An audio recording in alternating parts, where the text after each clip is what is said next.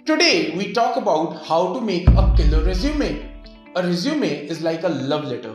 जैसे आपकी पूरी लाइफ एक लव लेटर से चेंज हो सकती है, उसी तरह से आपका पूरा career is dependent on getting the resume right. In fact, resume is actually more important than a love letter because the quality of your love life will be dependent on the quality of your professional life.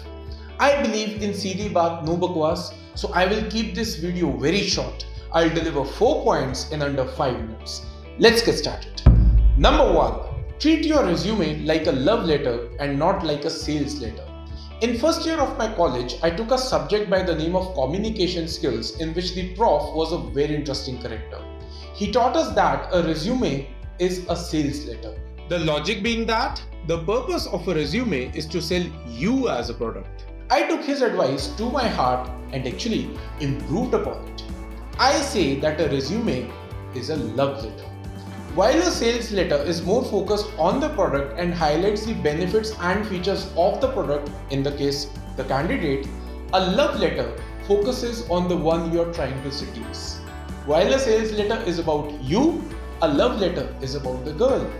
While a sales letter is just about what you can offer, a love letter is focused on deep psychological needs and urges of the girl. Write your resume the same way you would write a love letter. Get in touch with your seniors or batchmates who are already working for the company you are targeting. Understand what she wants from you. Read the job descriptions inside out. Explore the entire website of the company. Explore the Instagram and Facebook pages of the company. Stalk her online to understand the work culture and social preferences of the company. Read employee reviews on Glassdoor.com and other like online portals. Know everything about her. And once you are sure that you have explored everything about the company, write your resume in such a way that it highlights those skills which make you a perfect fit for the company. Number 2. While choosing a format for resume, stick to basics. Let me show you two different resumes here. This is the basic resume, while this is the fancy one. While you might be tempted to use the second one over the first, remember, most HRs prefer a well-readable resume over a fancy one. The only exception to this thumb rule is when you are applying for a graphic designing position. Also, most of the large companies use some kind of ATS or applicant tracking system. While the capabilities of ATS softwares are improving over time, I would not risk my career by creating something which confuses the ATS and gets my resume rejected. Number 3. Write a sensible career objective. Career objective occupies the top slot of your resume. It is the first and the most important thing that goes on your resume, but sadly, 99% of the freshers write it in the same stupid manner. Let me show you what a normal career objective looks like.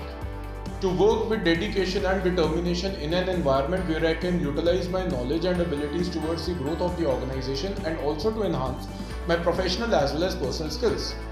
This is bullshit because number 1, the interviewer is not able to understand what you are really trying to say, and number 2, he knows that you did not write it on your own. You copied it from some website or someone else's resume. A good career objective is the one which clearly states your long-term goal. For example, to work for a company that specializes in artificial intelligence and machine learning. That's a career objective which is crisp and clear, and that's the one which sells. Number 4. When it comes to writing achievements, boring is sexy. So, you're the best badminton player of your college. You won some Punjabi poetry competition. You won some Zumba competition, or you are an expert pianist. When applying for a technical company like TCS or Nagarro, those achievements are sadly irrelevant. Focus on achievements that matter. I was an intern with a company that developed a software as a service product for healthcare maintenance workers.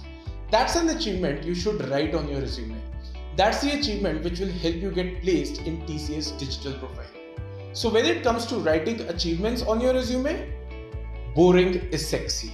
So these are my top 4 tips for writing resume.